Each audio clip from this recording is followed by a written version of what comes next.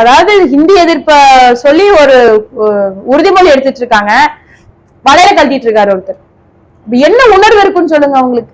நாம் தமிழர் கட்சியில உறுதிமொழி எடுக்கும் போது ஒரு ஆள் அசைஞ்சிட்டா கண் இமை மூடிடுச்சுன்னா நீங்க எனக்கு காமிச்சிருங்க, நான் கட்சி விட்டு விலகிறேன். ஒரு 6 வயசு குழந்தைய ஸ்கூல் பள்ளி தாளாளரா இருக்கிற திமுக பிரமுகர் 6 வயசு குழந்தைய அரெஸ்ட் பண்ணி அந்த அந்த குற்றம் என்ன இருக்கு? அதுக்கும் அவர் ஒரு சட்டமன்ற உறுப்பினரா இருந்தால் அந்த பக்ரி செல்வமா பக்ரிராஜன்ற ஒருத்தர் இதே மாதிரி ஒரு குழந்தைய ஹராஸ் பண்ணி ரேப் பண்ணி அந்த குழந்தை சிகிச்சை பலன் செத்தே போச்சு. இதை ஏன் இந்த திமுக காரங்க இவ்வளவு பொங்குறவங்க ஏன் அதெல்லாம் கேள்வி கேட்க மாட்டேங்கிறீங்க? உங்க வரலாறெல்லாம் உங்களுக்கு தெரியாதா?